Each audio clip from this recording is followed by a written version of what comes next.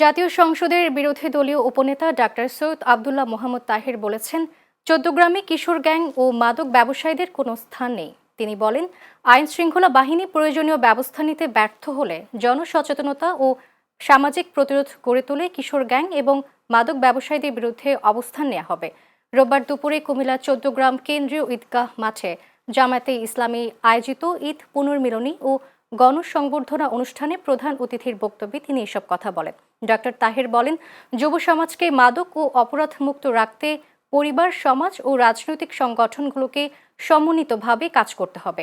চৌদ্দগ্রাম উপজেলা জামায়াতের আমির মাহফুজুর রহমানের সভাপতিত্বে অনুষ্ঠানে বিশেষ অতিথি হিসেবে উপস্থিত ছিলেন মাওলানা আব্দুল হালিম, অ্যাডভোকেট মোহাম্মদ শাহজাহান ও জাহিদুল ইসলাম সহ অন্যান্যরা।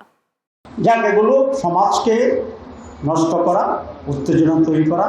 এই যে মাসকরাতে পতাকার কিশোর গ্যাং এসে অনেক নিরীহ মানুষের গড়বড়ে বেরিয়েছে।